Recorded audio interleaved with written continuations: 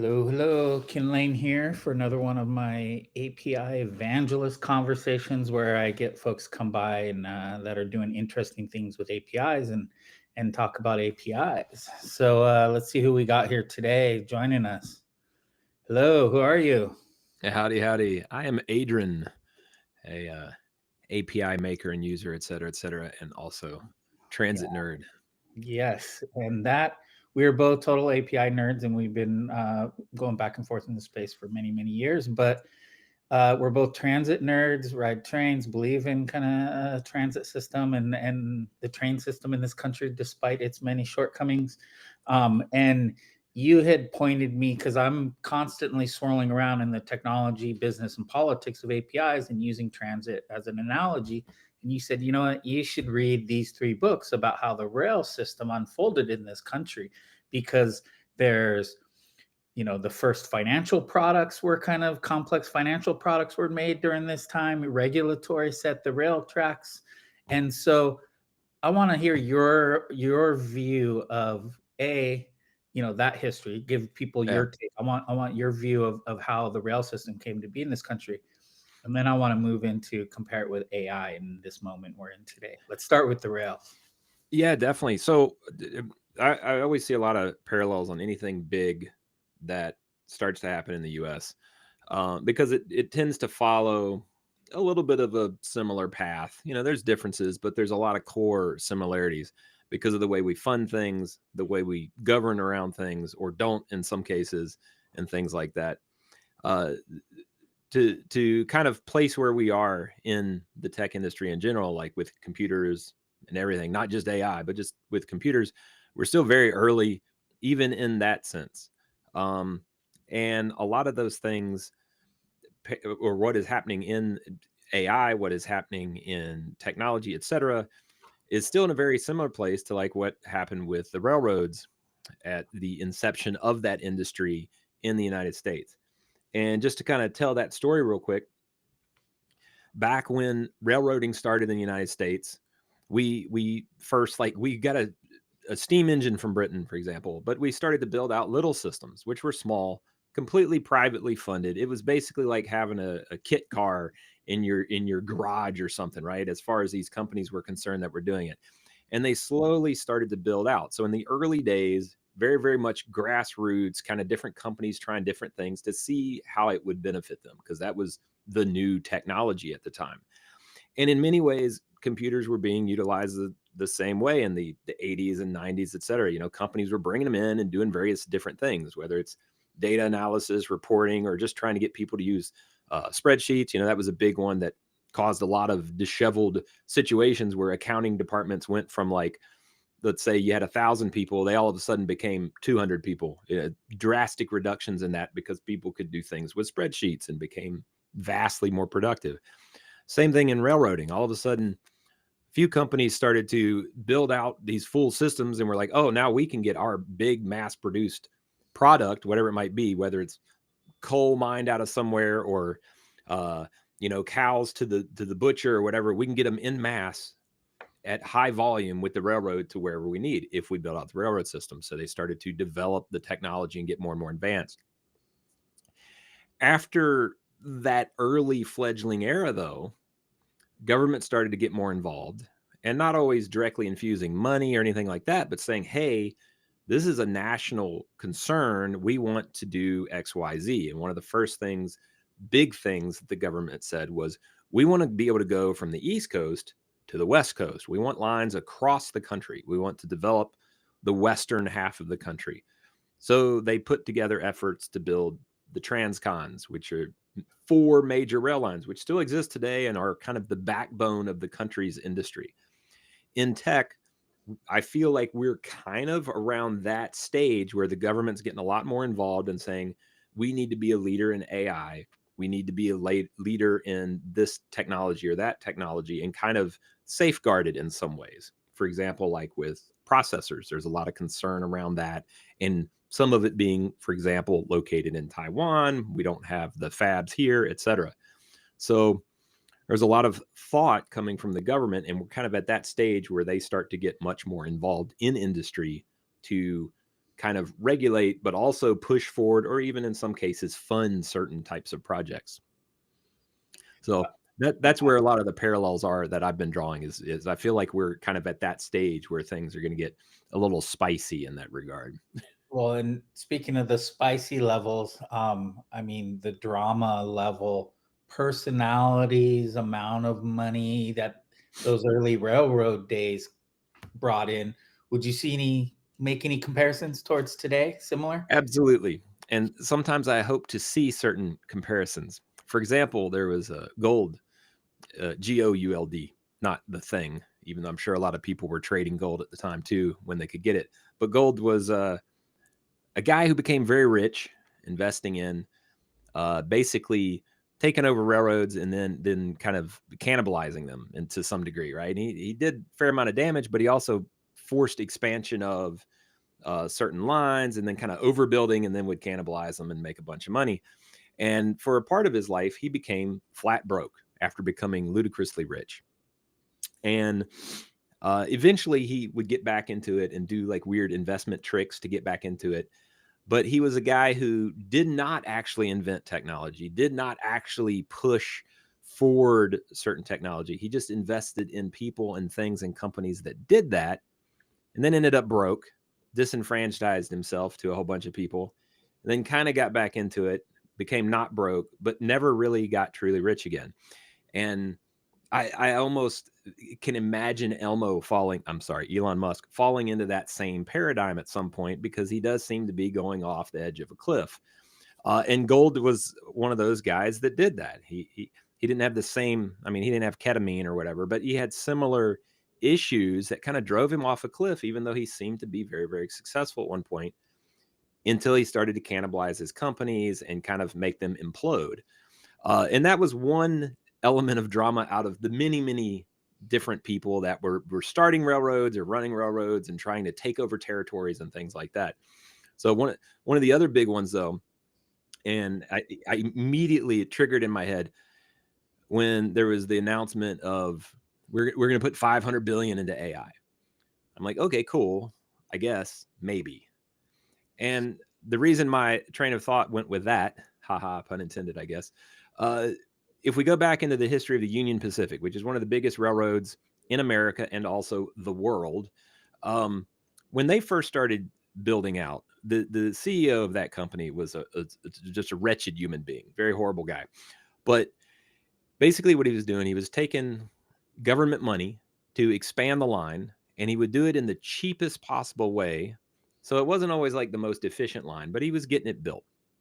He would take money and basically he'd shave off a bit for the company, do more things that were real cheap, and just trying to be as profitable as possible and sort of getting a transcontinental line built, right?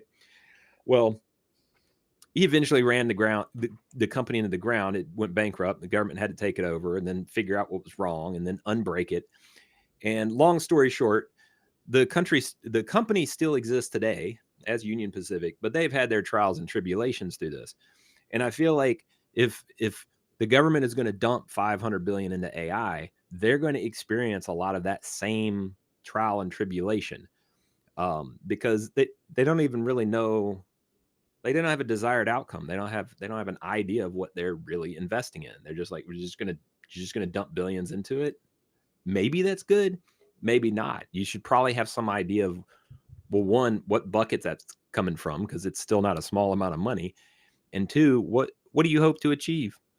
I don't know.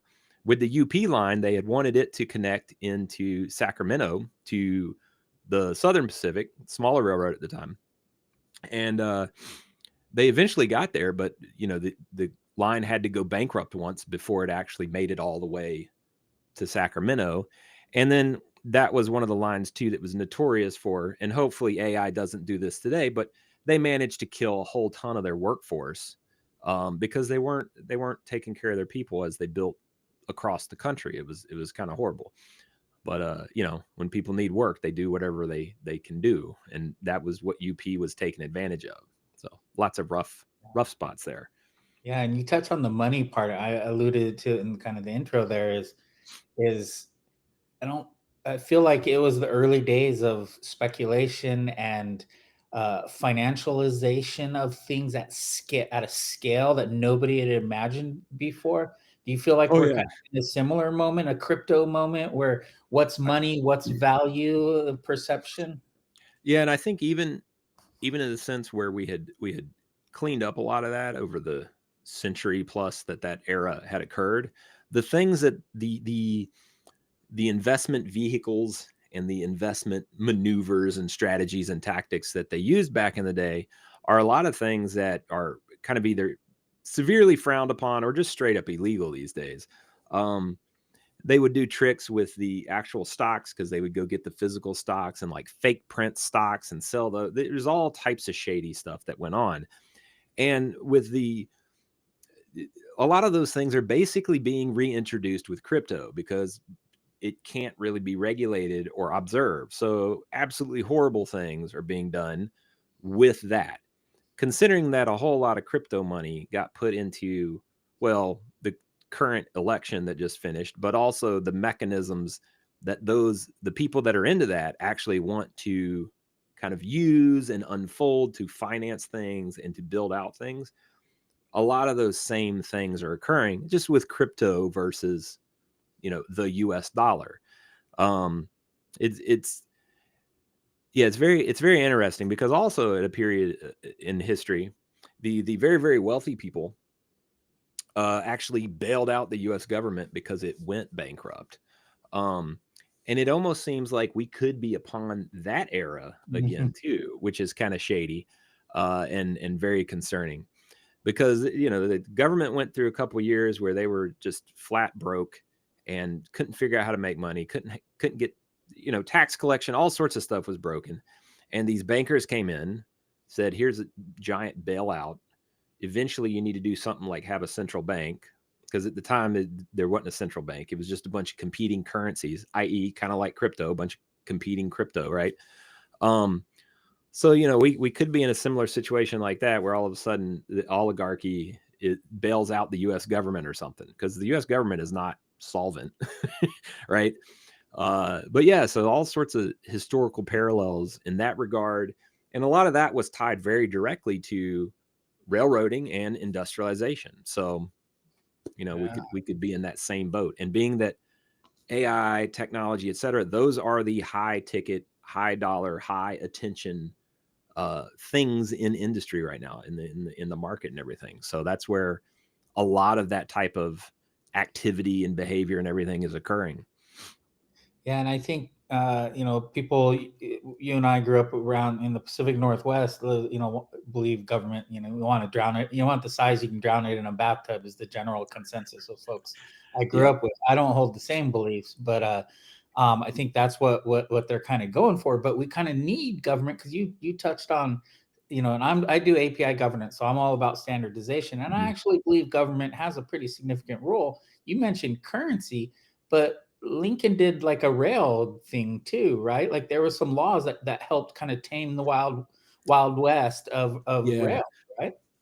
Well, yeah, and so his efforts, which is really when like presidents had been pushing for it for like 20 or 30 years, to let's build lines across the country so we can get to the West Coast. The country was basically the West Coast and the East Coast. That's what the country was for all intents and purposes. There were people out farming, but it was, like 15 people here, 20 people here, very, very spread out.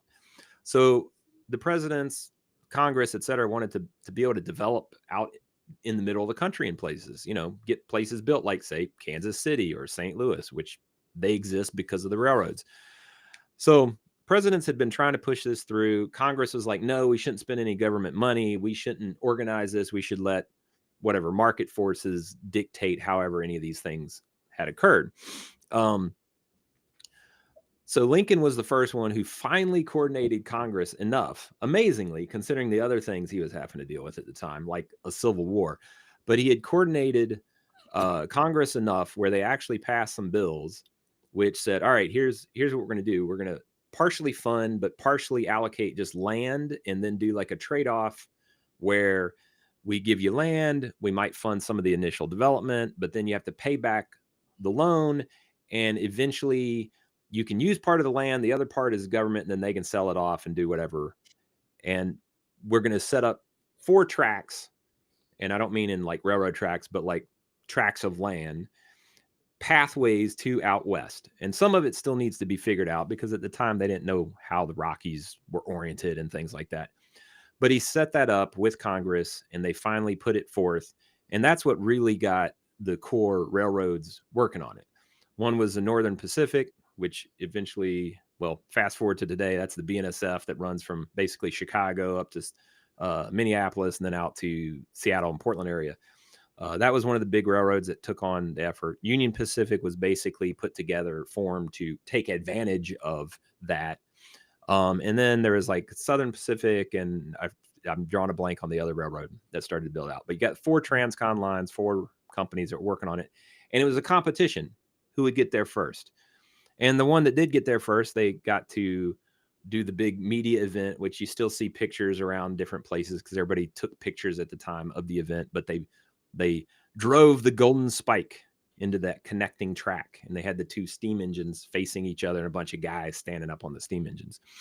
And that was theoretically the first railroad that connected across the country. It made trip times go from, was it like if you took a wagon caravan, it'd take you about a couple months or something like that, a wild amount of time, just completely crazy amount of time. The railroad could get you out to the West Coast in a couple days. So, if you think you're cruising along at 20 to 35 miles per hour back in the day continuously without stopping, so you get out there in a decent amount of time versus going an average of like 2.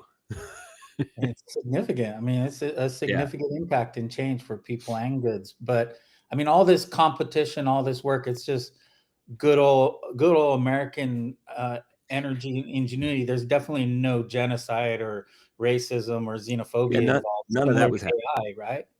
Yeah. So one of the weird things. So since a lot of this started to occur right after the Civil War, there are a lot of freed people available to work. And the thing is you had to be partially educated to work on the railroad. You had to understand how the tracks needed to be built. So there was a certain amount of education that happened. So there was a lot of freed people in one area of the country that could technically be utilized for building some of the railroads. The South had used slave labor to a degree before, but they actually stopped using slave labor at some point. They kind of got built out, was one of the reasons. But the South also, if you look at the railroads in the South, vastly underbuilt versus the northeastern U.S. And one of the reasons is they just built a few lines, often with slave labor, et cetera, to build, to go out to cotton fields and stuff like that and connect those. And that was it. The South never industrialized. And one of the reasons they didn't industrialize is because they didn't want to enable that population, the slave population, because that gave you too much independence. If all of a sudden you could make factory labor rate, then you're kind of out of the need to be subservient, or just direct slave, or just subservient to the landowners at the time. So it was very messy in that regard. But as that happened, even in other ways, some really wild genocidal stuff happened. There was the whole Utah issue where some whatever you want to call them, colonists, settlers, whatever, went out there and they framed some local tribes in killing off some of the local settlers, even though people from the church had done it. And they were trying to build the railroad through there too. And they were like, oh, they were out there by that. They were going to work on the railroad, but then that didn't happen and they killed them off. And then they just blamed the local tribes. So the U.S. military sent in the military to go kill off the local tribes. Not super ethical, to put it mildly, right? But then one of the, there's all sorts of nutty stuff that was going on too. And not to say it was all completely negative either, because like one of the things that occurred was a small conflict, but then unionization occurred and other things of a positive nature kind of straightened it out. But some horrible things initially started, where the railroad was getting built out in the Pacific Northwest out here. A lot of Irishmen had come in and were working on the railroads. And the leaders that were building the railroads were like, okay, these guys sort of come to work. They're often drunk. And then they go and, we're losing 10% of our workforce to people going off and dying of various reasons, right? So they had this laundry list of the problems with the workforce. And for various reasons, though, they were like, they're only going to hire the Irish. That's the fellow white people that can work on the railroad.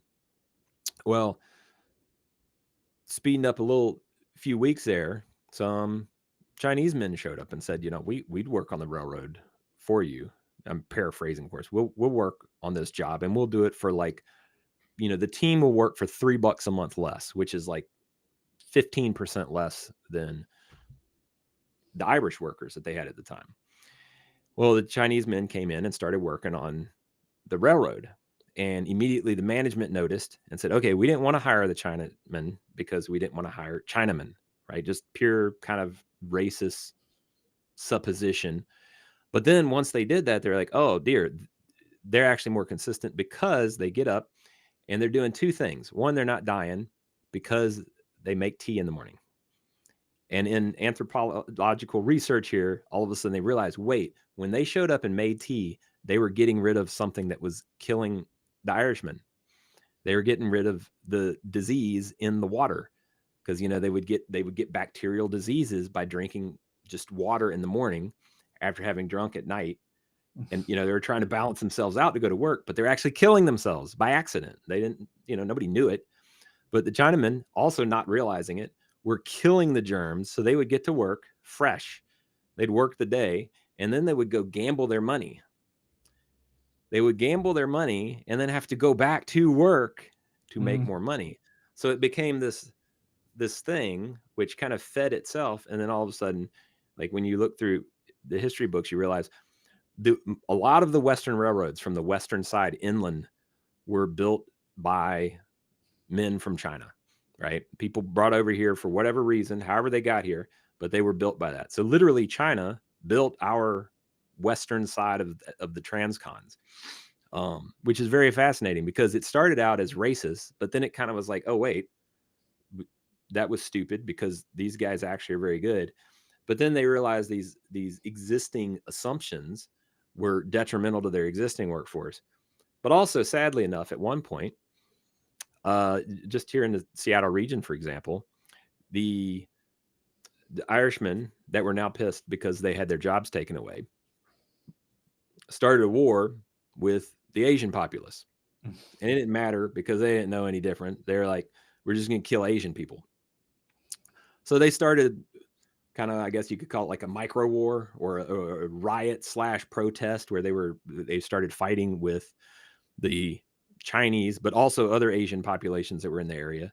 And there was open conflict, like in the streets of southern Seattle and some other areas in the area. And eventually, the police came in, cracked down on everybody, beat the crap out of everybody because that's what they did back then, I guess. And things were settled. But what happened was the Chinese population was pushed off into a quadrant of Seattle, which they currently now also you see all the accoutrements in Chinatown / International District, but also the Irish population left the area in Seattle and moved to a completely different area for a while. And that conflict happened, but things did settle. And then, more employment increased in building out of the railroads. And then, of course, 60 years later, everything got built out to a degree and mass layoffs started to occur in railroading. Yeah, consolidation and lots of things that happen once a market's created like that. Exactly. So like we built the tracks, they only kind of need maintained now. We don't need as many people. So yeah. The stories in there, there's so many more other drama stories in there in the tracks. Yeah, I mean, you just barely touched on it. I highly recommend people reading and studying this. But one pushback I get right now with analogies of these types that you laid out really well from the beginning is, well, there's not any lessons in that when we're building AI. This is just future stuff. What do you say to folks like that?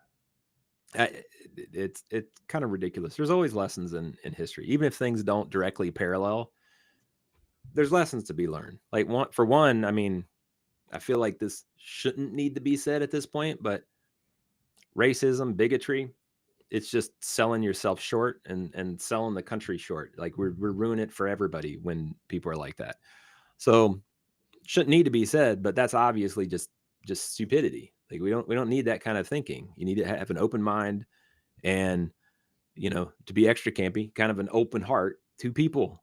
Like try to see what they see, try to understand what they are going through, and bring people in. Open yourself up to that kind of stuff. There's a lot of opportunities there to work with people on all sorts of things and different mindsets, etc. And that's throughout history. You can see that those that closed their minds or did have just, closed minds or did horrible things to try to make a myopic vision of what they only wanted without including other people, kind of just, ended up being a train wreck. Yeah. So not good to have train wrecks. I can say Yeah. that from firsthand experience. Yeah. Yeah. So, All right, yeah. you gotta share that little story too, because I think that was that was one. I mean, I had been following you on Twitter for quite a while, but that one really grabbed me. Share what you mean behind that. All right. So, 2017 in December, Amtrak and Washington State Department of Transportation, et cetera, were opening up additional frequencies on the Amtrak Cascades between Seattle and Portland.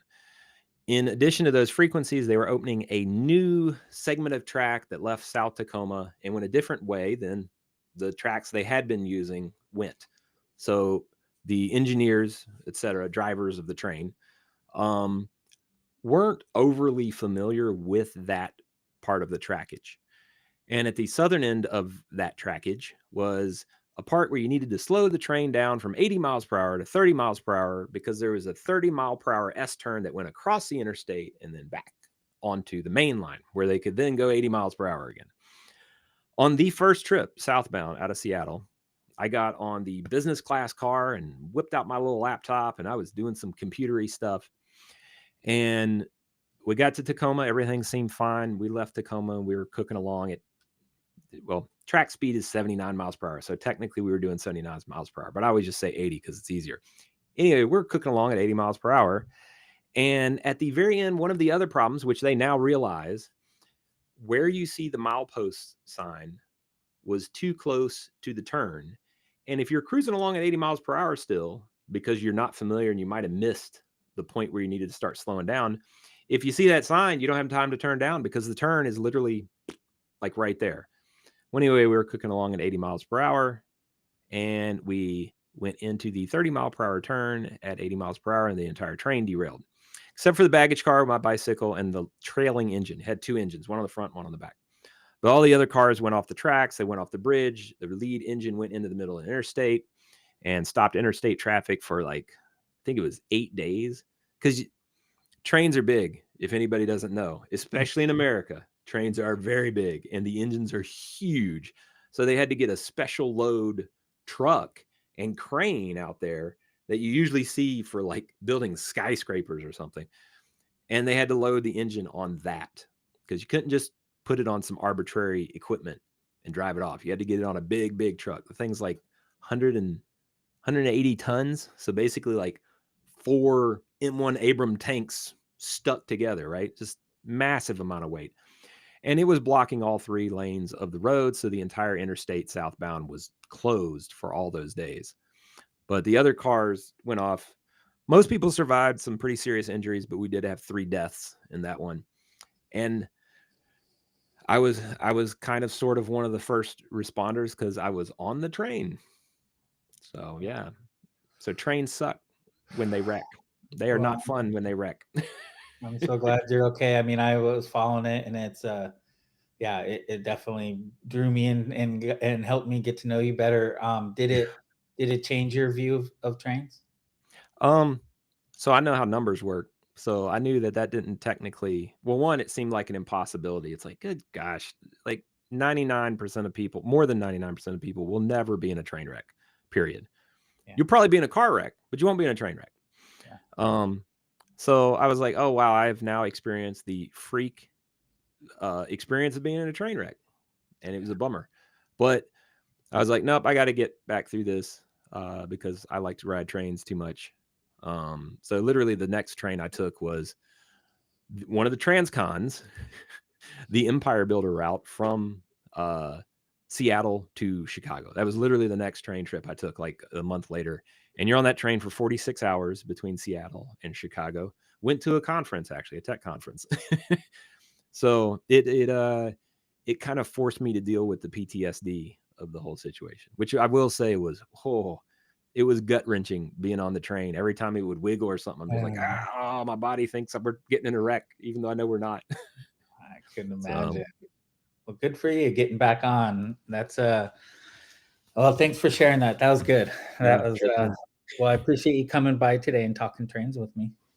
Yeah, love to talk trains. I can do that all day long. So Well, we'll have to get you back. I want to maybe do another on the politics of transit and stuff. I'm New York, you're Seattle, and very different transit policies. Some good, oh, yeah, lots of bad. I think you should come back and talk to me about that stuff. definitely would love to. I know a bit about New York, even though I'm barely there, just because it's world famous for its Yeah, yeah. transit. There's a lot of goodness in there. A lot of goodness, a lot of stories, a lot of interesting things. Definitely. Cool. Cool. Thank you, sir. Good to see Yep. you. Have a good Cheers. one. Cheers. All right. went twice as long with that one, but so worth it. So worth it. Such good stories. Thanks everyone for tuning in. Cheers.